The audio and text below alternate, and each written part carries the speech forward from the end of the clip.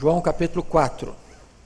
Inicialmente faremos a leitura até o versículo 30, depois os versos 39 a 42.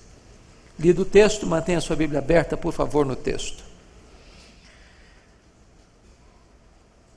Quando, pois, o Senhor veio a saber que os fariseus tinham ouvido dizer que ele, Jesus, fazia e batizava mais discípulos que João, se bem que Jesus mesmo não batizava, e sim seus discípulos, deixou a Judéia, retirando-se outra vez para a Galiléia. E era-lhe necessário atravessar a província de Samaria. Repita comigo. E era-lhe necessário atravessar a província de Samaria.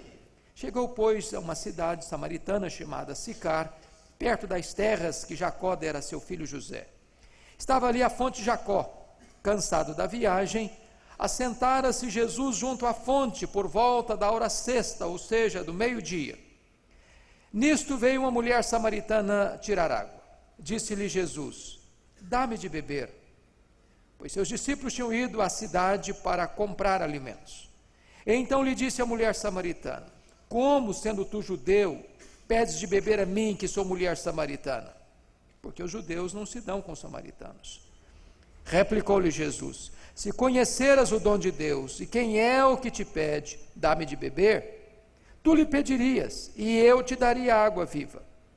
Respondeu-lhe ela: Senhor, tu não tens com que atirar, e o poço é fundo. Onde, pois, tens a água viva? És tu, porventura, maior do que Jacó, nosso pai, que nos deu o poço, e do qual ele mesmo bebeu, e bem assim seus filhos e seu gado? Afirmou-lhe Jesus: quem beber desta água tornará a ter sede. Aquele, porém, que beber da água que eu lhe der, nunca mais terá sede. Pelo contrário, a água que eu lhe der será nele uma fonte a jorrar para a vida eterna.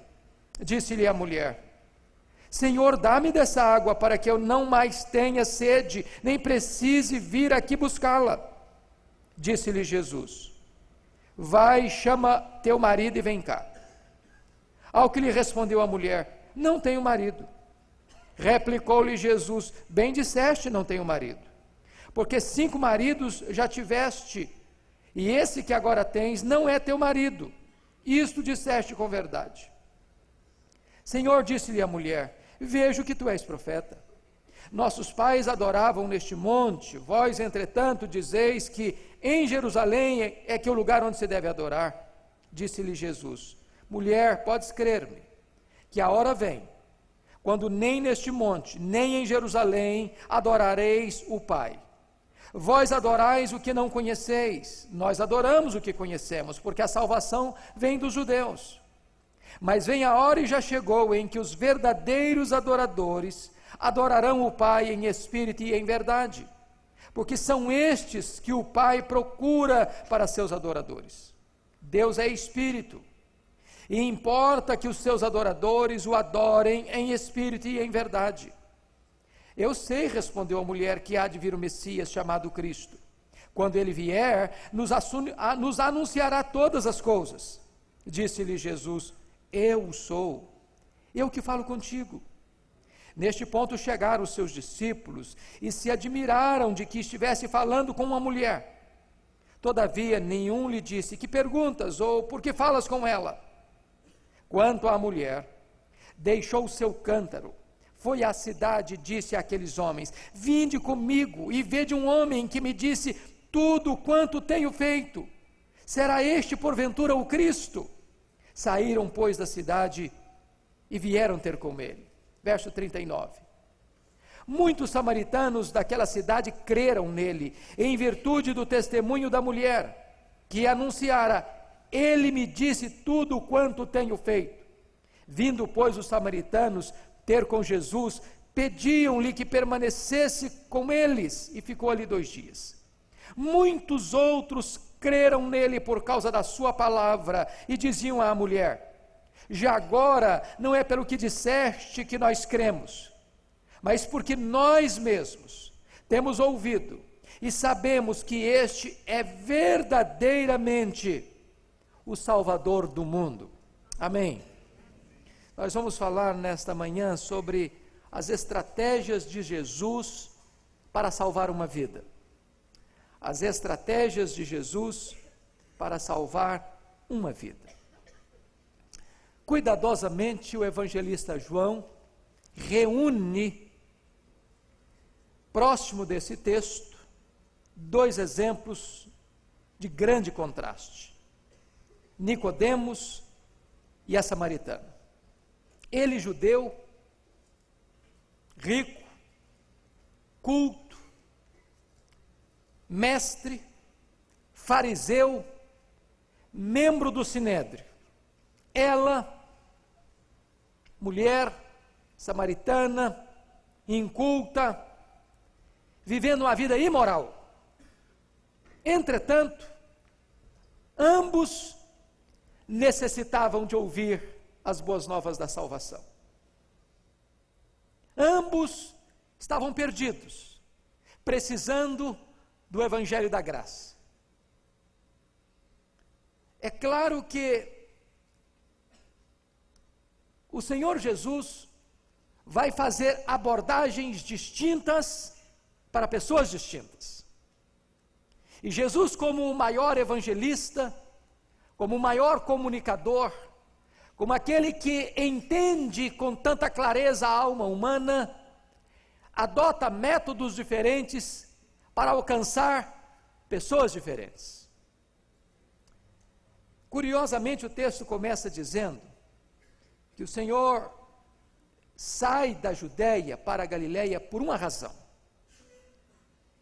É que ele é informado de que os fariseus estão comentando o seguinte fato: que Jesus fazia e batizava mais discípulos do que João. Eu acho isso tão curioso, porque essa é a tendência humana. Esse é o nosso jeito de ser. Nós gostamos de comentar essas coisas. Quem faz mais? Quem trabalha mais? Quem tem mais resultados? Quem batiza mais? Qual a igreja que está crescendo mais? Quantos membros tem a sua igreja? Eu fico às vezes surpreso quando eu vou fazer determinadas viagens, que antes da pessoa me falar bom dia, pergunta: quantos membros tem a sua igreja? Quase que me passando a seguinte ideia: se você tiver uma igreja média para grande, eu vou lhe ouvir. Se você tiver uma congregação pequena, eu não quero nem saber quem é você. As pessoas têm essa mania. E Jesus percebeu que esta era uma discussão inócua, sem razão de ser. E ele não queria gastar suas energias em discussões desnecessárias, inócuas, sem qualquer propósito. Para não entrar no mérito dessas discussões estéreis, Jesus abandona a Judéia e vai para a Galiléia. Mas agora, curiosamente, está aí no versículo de número 4, que era ali necessário atravessar a província de Samaria. A pergunta é: por que era necessário? Haviam 3 caminhos, da Judéia para a Galiléia.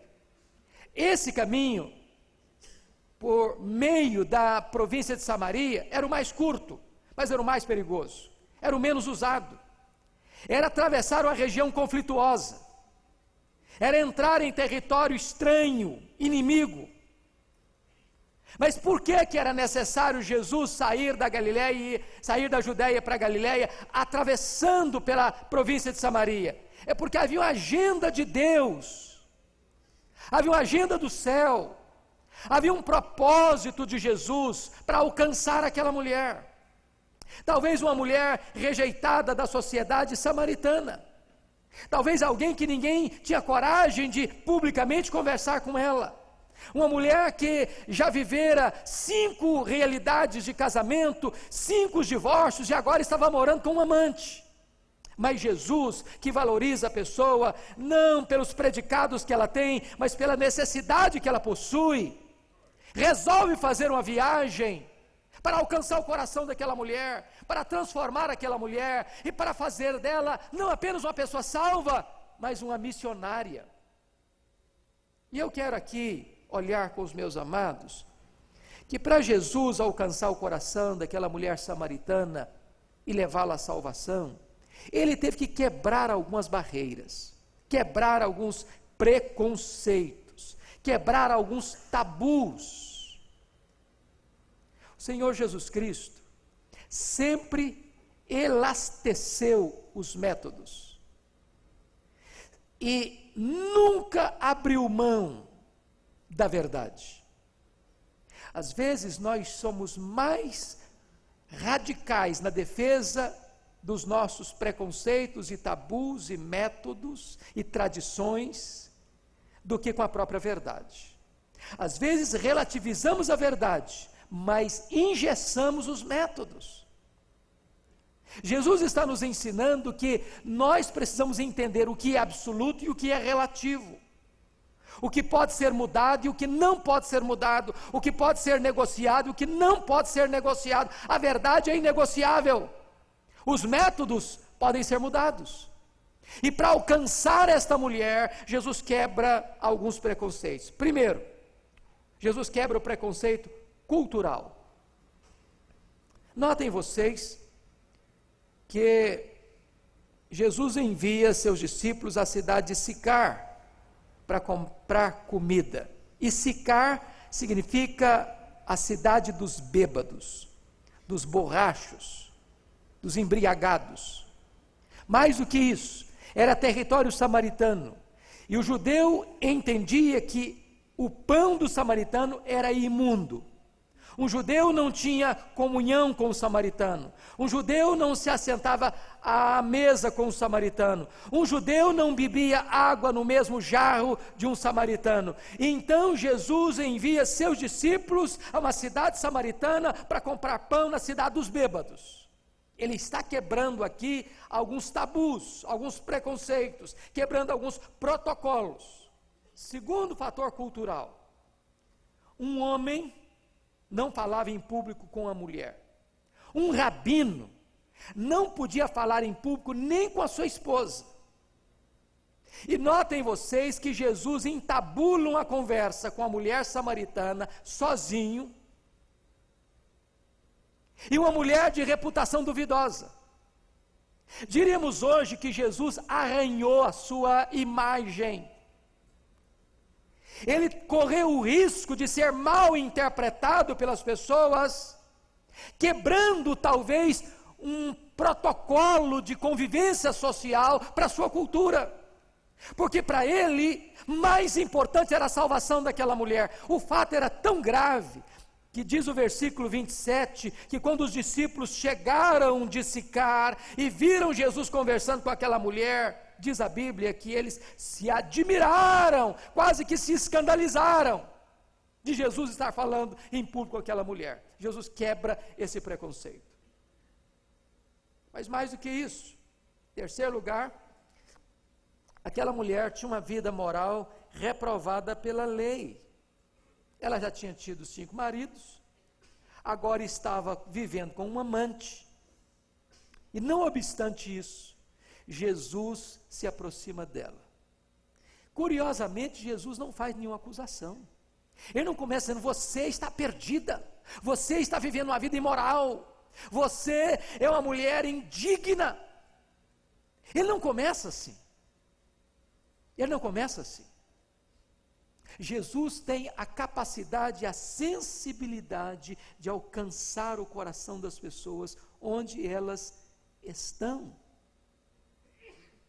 Mas vejamos em segundo lugar que além do preconceito cultural, Jesus tem que quebrar um segundo preconceito, que é o preconceito racial. Racial. Versículo 9, veja aí comigo.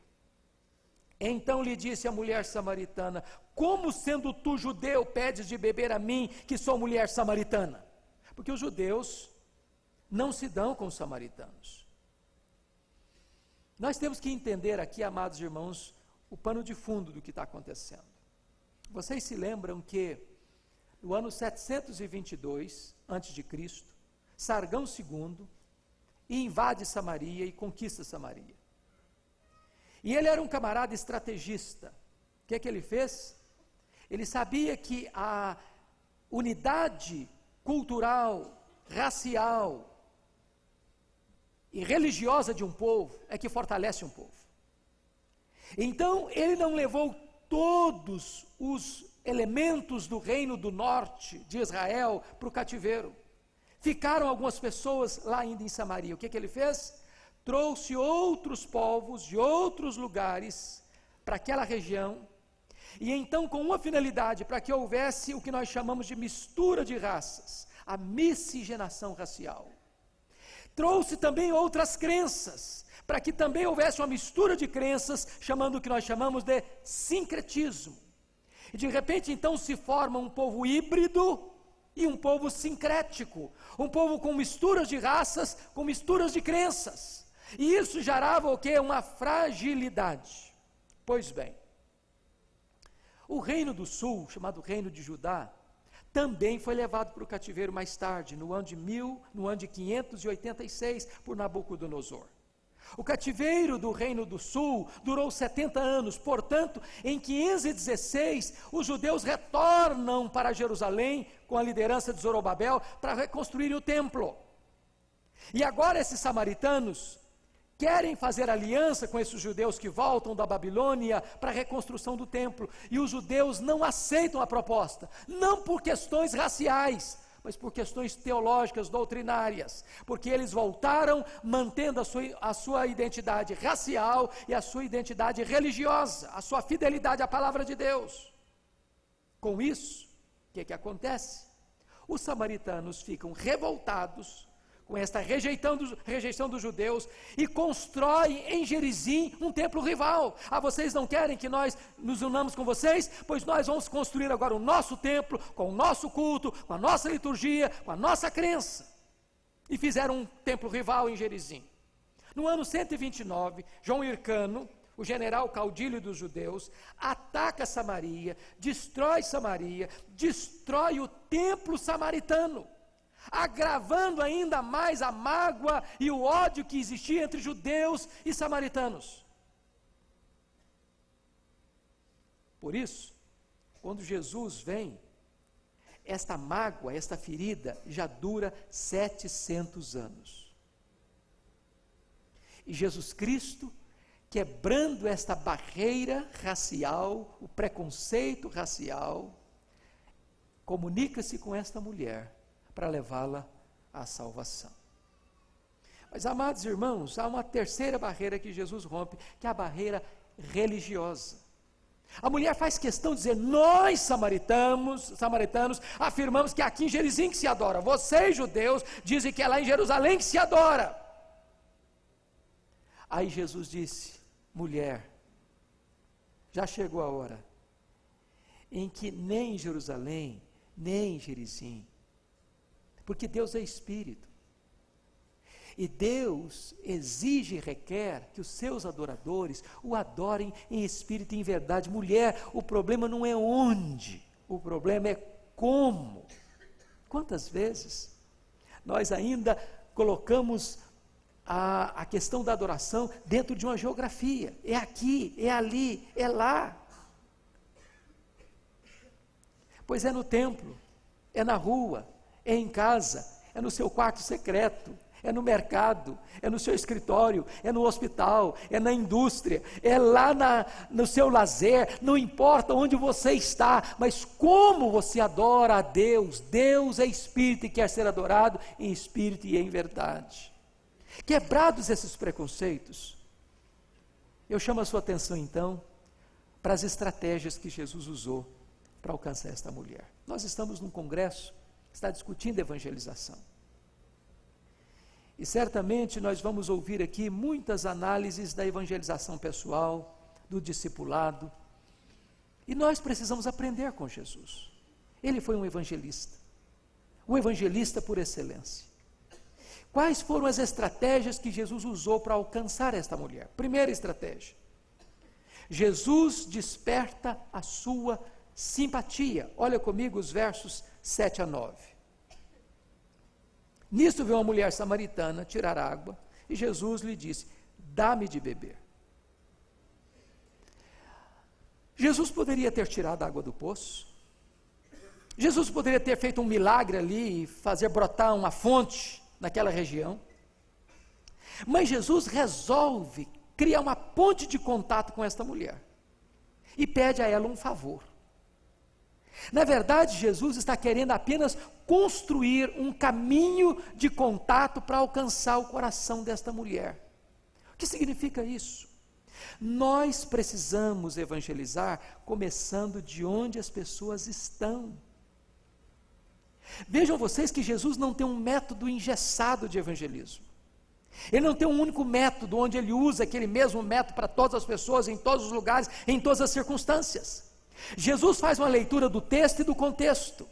Ele faz uma leitura da palavra e da cultura. Ele faz uma leitura do ambiente e da pessoa. E ele começa onde a pessoa está.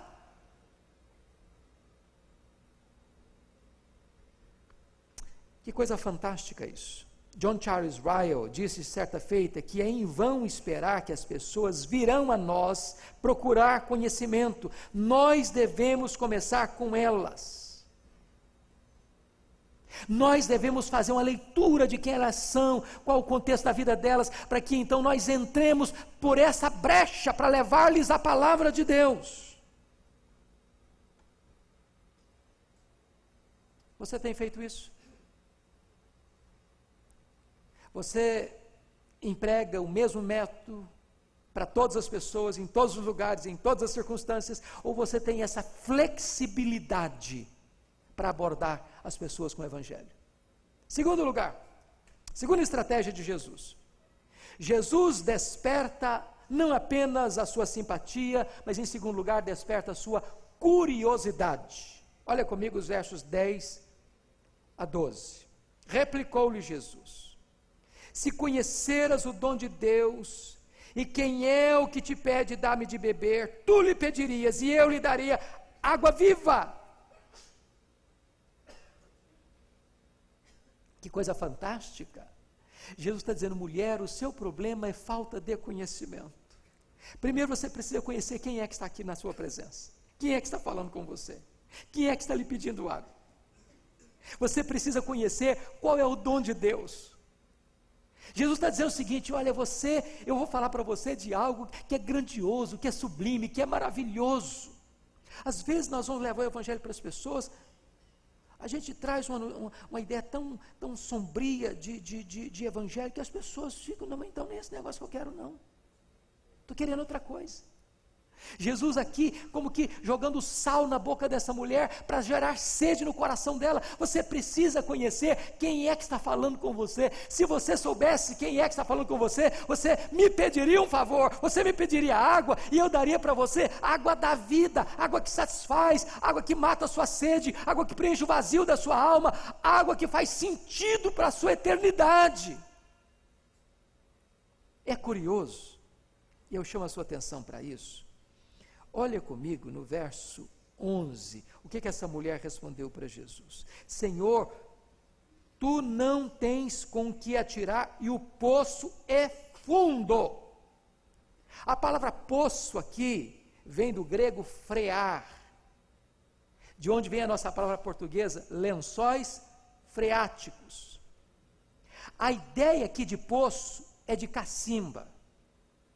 Olha a resposta de Jesus no verso 14: aquele, porém, que beber da água que eu lhe der, nunca mais terá sede, pelo contrário, a água que eu lhe der será nele uma fonte a jorrar para a vida eterna. E a palavra fonte aqui não é frear, é pegue. Notem vocês que Jesus está dando uma dica para essa mulher. Talvez dizendo: olha, mulher, a sua vida é como esse poço, essa cacimba de águas paradas, onde junta lodo. A sua vida está assim, sem sentido, sem sabor, sem novidade, sem uma experiência concreta e real com o eterno. Pois eu quero lhe apresentar, não um poço, não uma cacimba, eu quero lhe apresentar uma fonte que jorra, mas não jorra apenas para esta vida, jorra para a vida eterna. Eu quero lhe apresentar uma vida gloriosa, sublime, maravilhosa. Eu quero lhe apresentar a melhor notícia que você já pode ouvir. Jesus gera nessa mulher uma ideia de curiosidade, conhecer a Jesus e conhecer o dom de Deus. Mas Jesus vai usar uma terceira estratégia. A primeira delas é despertar nela simpatia, pedir um favor. Segundo, despertar curiosidade. Você precisa conhecer quem é que fala com você e o dom de Deus. Terceiro, despertar sua necessidade. Olha comigo os versos 13 a 15. Afirmou-lhe Jesus: quem beber desta água tornará a ter sede. Aquele, porém, que beber da água que eu lhe der, nunca mais terá sede. Pelo contrário, a água que eu lhe der será nele uma fonte a jorrar para a vida eterna. Disse-lhe a mulher: Senhor, dá-me dessa água, para que eu não mais tenha sede, nem precise vir aqui buscá-la. O que eu acho curioso é que o doutor Nicodemos não entendeu a linguagem de Jesus. E a mulher inculta de Samaria também não entendeu a linguagem de Jesus. Sabe por quê? Porque o Evangelho não é uma novidade, uma notícia que se discerne com a mente, com a cultura, com a inteligência, com o saber humano. Se discerne espiritualmente. Jesus falou para Nicodemos sobre novo nascimento e ele pensou que era voltar ao ventre da mãe. Talvez ele pensou na metempsicose, na transmigração das almas, na reencarnação. Diz: não, Nicodemos, estou falando de outra coisa para você. Estou falando de nascer de cima, nascer do alto, nascer de Deus, nascer do Espírito, ser nova criatura. A mulher, quando ouviu falar de água viva, ela pensou: puxa vida, que notícia boa, agora eu não vou precisar mais pegar o meu cântaro e vir todo dia para esse poço, com 30 metros de profundidade, puxar água lá de baixo. O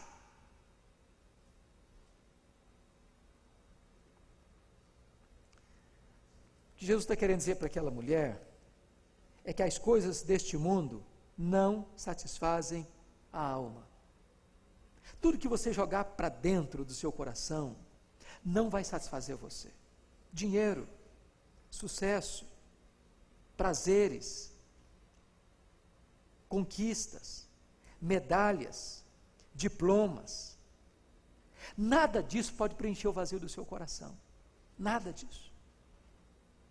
Os homens estão buscando muitas coisas, muitas experiências, muitas novidades, muitas crenças, muitas doutrinas, muitas religiões, muitos prazeres, muito sucesso, muita riqueza, e tudo isso não satisfaz. Olha que coisa boa, você tem a única novidade, mensagem, notícia que pode satisfazer o coração do homem. Você não pode sonegar esta boa nova para aqueles que estão buscando em cacimbas, se você fala de uma fonte que jorra para a vida eterna.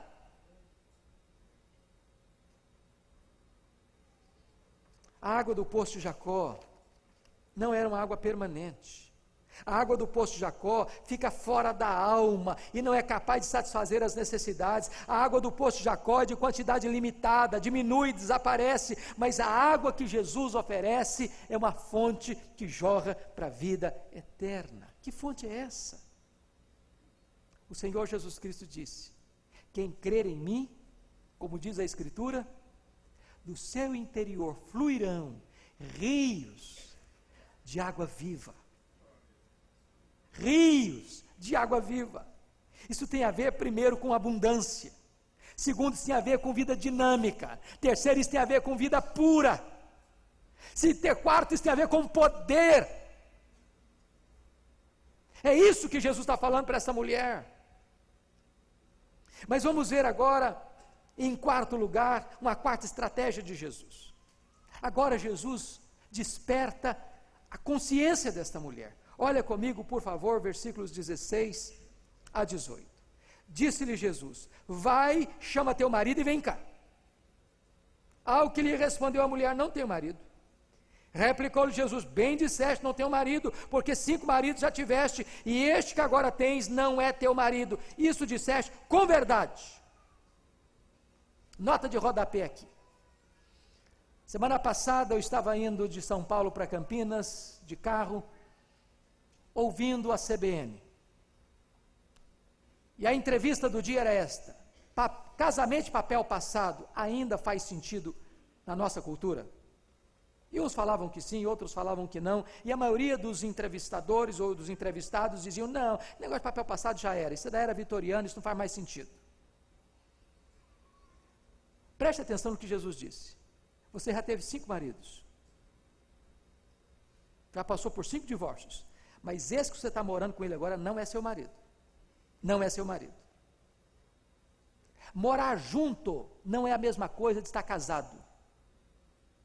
Ainda que a nossa sociedade diga que isso é válido, que isso funciona, que isso é assim mesmo, Jesus está dizendo que não. Essa mulher morava com esse cara, coabitava com ele, morava debaixo do mesmo teto, mas não era marido dela. Agora, por que Jesus diz para essa mulher, quando ela diz, eu quero dessa água, então tá bom, então vai lá e chama o seu marido. Por que ele disse isso? Por uma razão muito simples, para despertar no coração desta mulher senso de pecado e provocar nela a necessidade do arrependimento. Irmãos, ninguém pode receber o evangelho da graça, a não ser que entenda que está perdido. Se você não tem percepção de que você está arruinado, de que você está perdido, não importa se você é doutor, se você é analfabeto, se você é rico, se você é pobre, se você é religioso, se você não é religioso, se você frequenta igreja, não frequenta igreja, a não ser que você saiba que você está perdido, que o pecado é abominável para Deus, que o pecado é maligníssimo, que não há alternativa para você, além ou fora do evangelho, você não vai precisar de Salvador. Há poucos dias, uma mulher lá em Pinheiros levou um amigo para o culto evangelístico, da segunda-feira. E esse amigo, depois do culto, disse para ela, bom, eu acho que eu não preciso de evangelho não, eu estou com a vida tão boa. Para que eu preciso de Salvador? Eu tenho dinheiro, eu tenho saúde, eu tenho amigos, eu tenho família, eu tenho uma igreja, eu frequento uma igreja, eu sou uma pessoa honesta, eu sou uma pessoa correta, eu cuido dos meus negócios, eu não tenho vida falada na praça. Para que eu preciso de Salvador? Salvador, para quê? Aí porque às vezes o nosso evangelismo parece que é só para a pessoa que está arruinada, no fundo do poço, nas drogas, na prostituição, na miséria espiritual, arruinado lá na sarjeta. Aí o cara que mora num apartamento de cobertura, que tem um carro importado na garagem, que tem milhões de dinheiro no banco, que tem saúde, que está com a família reunida, num palacete, num condomínio fechado, ele diz, para que eu preciso de Salvador? Que vidão que eu tenho? Mas não importa a situação econômica, não importa a condição social, não importa a posição política, não importa a posição religiosa, o homem está perdido. O que eu acho curioso é que Jesus não começou a conversa com a mulher, diz, vai lá e chama o teu marido. Porque às vezes a gente começa dando pancada no camarada, sem despertar nele o interesse por coisas maravilhosas que nós vamos anunciar. Eu tinha um presbítero que ia visitar comigo, e era um problema, porque eu chegava numa casa de pessoas católicas, e ele viu uma imagem na parede, isso aí é do diabo, e pronto, aí a pessoa já se fechava para o evangelho, não queria nem saber, já quase nos mandava embora de casa. Nós temos que ter sensibilidade, tato, habilidade. Jesus só disse para esta mulher, vai lá e chama o teu marido, na hora oportuna da conversa. Quando ele está falando para ela de água da vida, ele diz, você mulher não vai querer água da vida, não vai entender por que água da vida, a não ser que você entenda que você é pecadora e precisa de salvação. O grande drama hoje, que nós temos muito evangelismo hoje, que tirou da mensagem arrependimento. Nós temos muita gente pregando fé sem arrependimento. Não se prega mais arrependimento hoje, essa mensagem é politicamente incorreta, as pessoas acham que você vai ofender o auditório falando de pecado, falando necessidade de arrependimento, mas sem arrependimento não tem fé, porque a pessoa vai crer no Salvador, porque ela é pecadora, você é totalmente pecador, então você precisa totalmente de um Salvador, e de um Salvador total, e este é Jesus Cristo nosso Senhor. Talvez essa mulher estivesse fugindo de si mesma, quem sabe buscando preencher o vazio do seu coração com várias aventuras amorosas. Talvez 5 casamentos fracassados, estava agora vivendo com um amante, com a vida completamente sedenta, vazia, mas não saber onde está essa água da vida. E Jesus então toca neste nervo exposto da situação e fala para ela, da necessidade do arrependimento. Mas vejamos, meus amados irmãos, a penúltima estratégia de Jesus para alcançar essa mulher. Jesus desperta seu sentimento religioso. Olha comigo os versos 19 até o verso 24. O Senhor disse-lhe à mulher: vejo que tu és profeta. Nossos pais adoravam neste monte, vós, entretanto, dizeis que em Jerusalém é o lugar onde se deve adorar. Disse-lhe Jesus: mulher, podes crer-me, que a hora vem, quando nem neste monte, nem em Jerusalém, adorareis o Pai.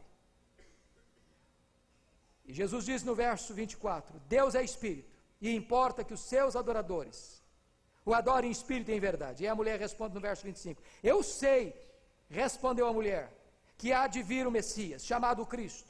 Quando ele vier, nos anunciará todas estas coisas. Vamos entender aqui, queridos, a pergunta é, e os intérpretes dizem o seguinte: será que a mulher fugiu do assunto?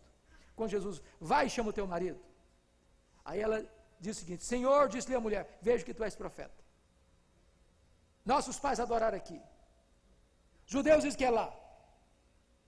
Nós temos duas possibilidades: ou a mulher mudou de assunto, esse assunto está muito complicado, eu não quero entrar nele,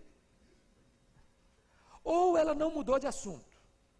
Quando ela fala de profeta, vamos entender isso. Os samaritanos não eram ortodoxos, eles eram heterodoxos. Eles estavam adotando uma religião herética. Para vocês terem uma ideia, eles não acreditavam e não aceitavam o Velho Testamento. Do Velho Testamento, eles só acreditavam no Pentateuco, os 5 primeiros livros da lei. E você sabe que no livro de Deuteronômio, Moisés falou que Deus levantaria um profeta, semelhante a ele. E esse profeta era exatamente Jesus, o Messias. E esta mulher, então, crendo no Pentateuco, se refere: vejo que tu és profeta. Vejo que tu és profeta. A grande questão aqui é o seguinte: a questão da adoração. Essa mulher entende uma coisa: quando esse profeta, que era o Messias, viesse, haveria de explicar isso, de esclarecer esse fato. Onde que vai ser o local certo de adoração?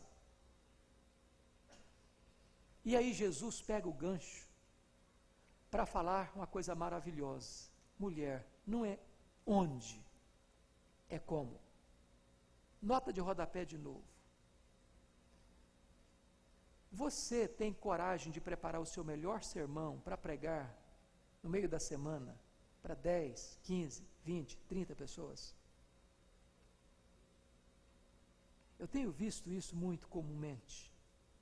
Culto da semana, a igreja está vazia, eu faço uma devocionalzinha sapecada lá e tudo bem.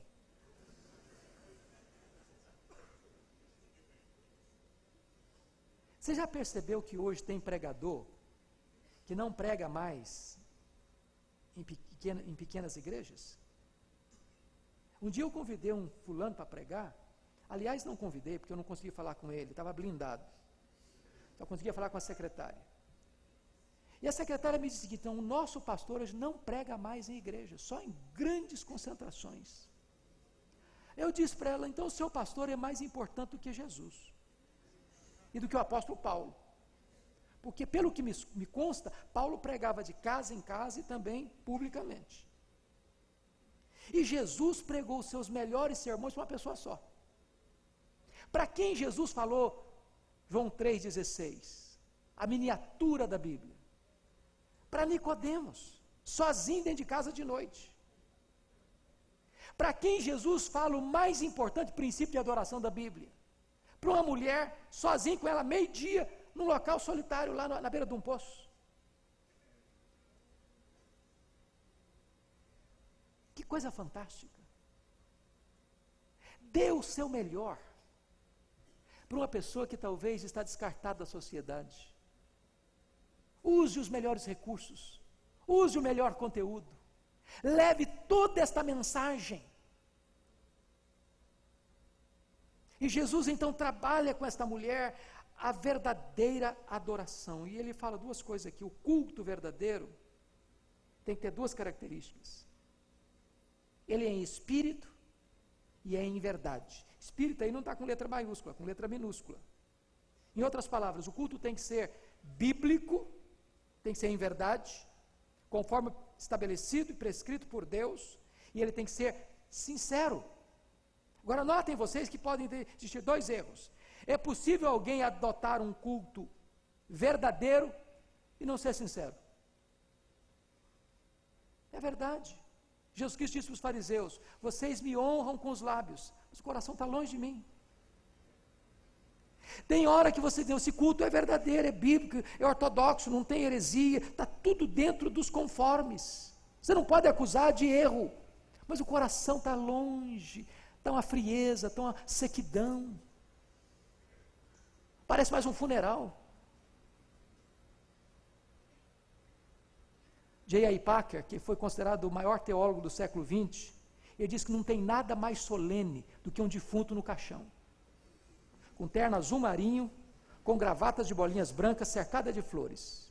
Isso é uma solenidade só, mas está morto. Então não basta ser apenas um culto verdadeiro, é preciso ser com todo o coração, em espírito, com entusiasmo, com sinceridade. Por outro lado, há um outro erro. É possível ter um culto sincero e não ser verdadeiro. Amados, vamos entender isso. As pessoas que fazem novenas, as pessoas que fazem caminhadas para um convento de joelhos, sangrando os joelhos, a maioria dessas pessoas é sincera. As pessoas que fazem sacrifícios são sinceras. As pessoas que adoram ídolos, elas são sinceras, na sua maioria, mas estão erradas. Então é preciso que seja um culto verdadeiro, bíblico, mas também com o coração. É preciso que seja sincero, mas dentro da verdade. Só a sinceridade não basta. E Jesus ensina esse princípio para a mulher. Para concluir, Jesus agora vai tratar a última estratégia para levar essa mulher à salvação. Jesus desperta em seu coração a fé verdadeira. Olha os versos 25 a 30. Eu sei, respondeu a mulher, que há de vir o Messias, chamado Cristo. Quando ele vier, nos anunciará todas as coisas, disse-lhe Jesus, eu sou, eu que falo contigo. Glória a Deus.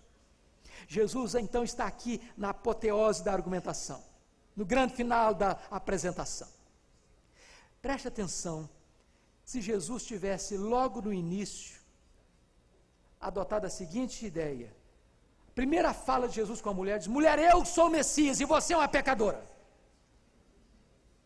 Talvez aquela mulher tinha saído escandalizada para casa, irada, e os resultados não seriam promissores.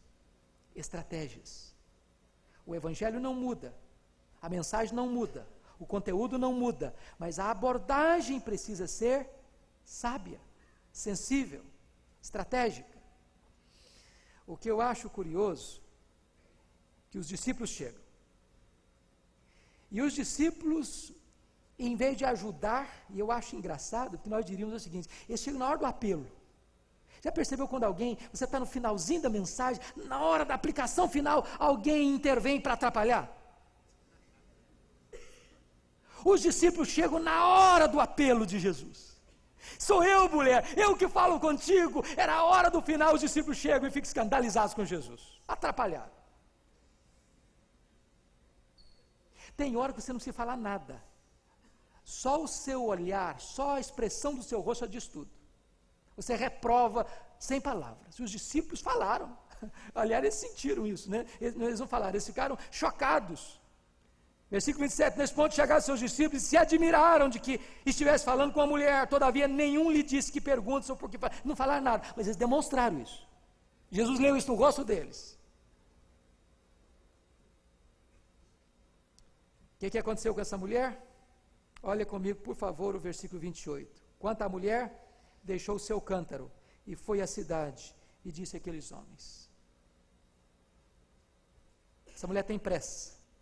Já que ela ouviu de Jesus, já que ela teve um encontro com Jesus, ela tem pressa para falar de Jesus. Talvez você precise deixar o seu cântaro. Talvez você precisa ter pressa para ir e falar às outras pessoas quem você encontrou. Ela correu para anunciar Jesus. Versículo 28. Ela testemunhou para toda a cidade que havia encontrado o Messias, versículo 29. Vinde comigo e vede um homem que me disse tudo quanto tenho feito, será este porventura o Cristo? Amados irmãos, quem tem um encontro com Cristo, tem pressa para falar de Cristo. Alguém já disse, e é verdade, a igreja é uma agência missionária ou um campo missionário. Ou a igreja evangeliza, ou ela precisa ser evangelizada. Quem teve um encontro com Cristo e retém isto para si, talvez ainda não tenha tido um encontro com Cristo. O que eu acho interessante é que esta mulher vai crescendo no seu entendimento de Jesus. Se não, vejamos. Primeiro ela chama Jesus de judeu, de inimigo. Depois ela imagina que ele seja maior do que Jacó. Depois ela o chama de profeta. Depois ela o chama de Messias. Depois os samaritanos dizem, não, ele de fato é o Salvador do mundo. Eu queria concluir olhando 4 textos com você agora. Veja comigo primeiro capítulo 1, versículo 36. Deste Evangelho de João. Vamos ver qual foi a atitude de João Batista quando ele teve um encontro com Jesus. E vendo Jesus passar, disse, eis o Cordeiro de Deus. Agora olha 1:41.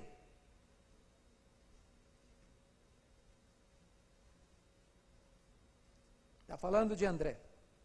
Ele achou primeiro o seu próprio irmão Simão, a quem disse, achamos o Messias, que quer dizer Cristo, e o levou a Jesus. Agora veja comigo, 1:45. Agora está falando de Filipe.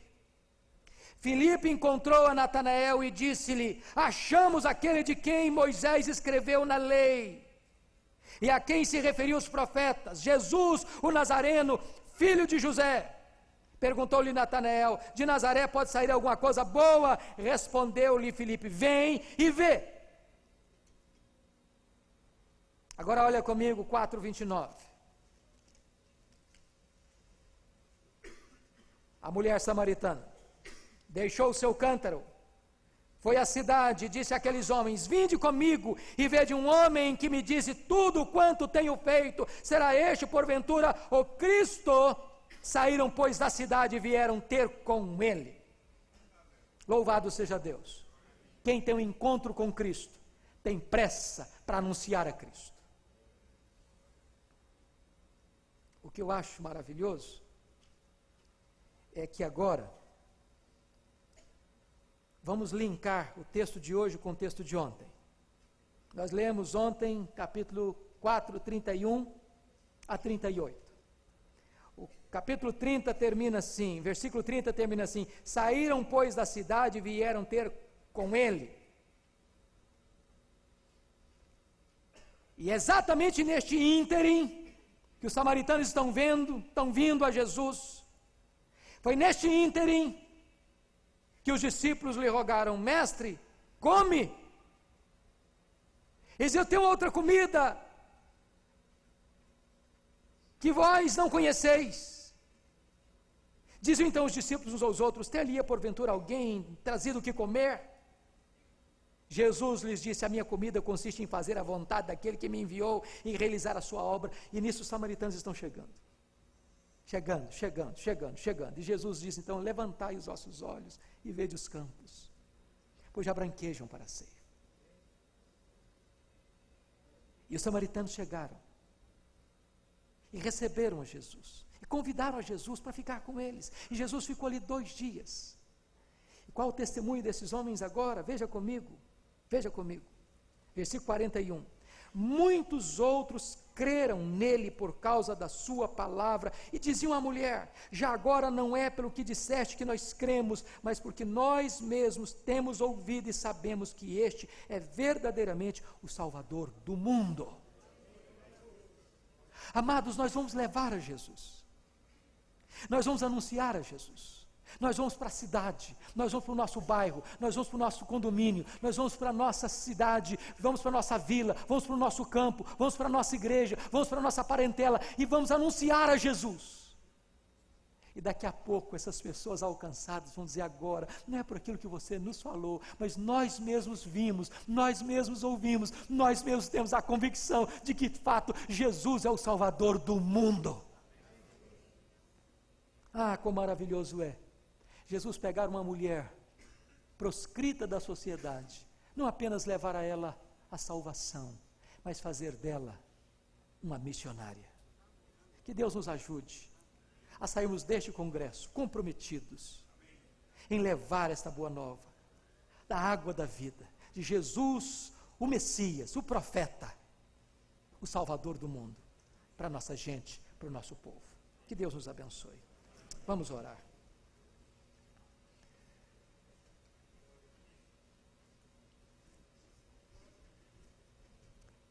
Deus, obrigado pelo exemplo de Jesus, pelas estratégias tão sábias que Ele usou para conduzir a mulher samaritana à salvação. Muito obrigado, Deus, pelo exemplo desta mulher, que agora salva por Cristo, torna-se uma portadora destas boas novas de salvação para a sua cidade. Obrigado, Deus, pelos resultados tão otimistas que o Senhor Jesus colheu entre os samaritanos, em virtude desta mulher encontrada, levar agora esta mensagem a outros e levar outros a Jesus. Ah, Deus, dá-nos esta experiência de sermos atingidos por esta mensagem, a tal ponto de nós não retermos esta mensagem para nós mesmos, mas nós levarmos esta mensagem de vida e salvação para a nossa cidade, para o nosso povo, para a glória do Teu nome. Deus, inflama o coração do Teu povo aqui, levanta a Tua igreja, para ser uma igreja missionária, para ser uma igreja evangelizadora, para ser uma igreja portadora de boas novas de salvação. Glória ao Teu nome, Senhor, louvado seja o Teu nome, em nome do Senhor Jesus, amém.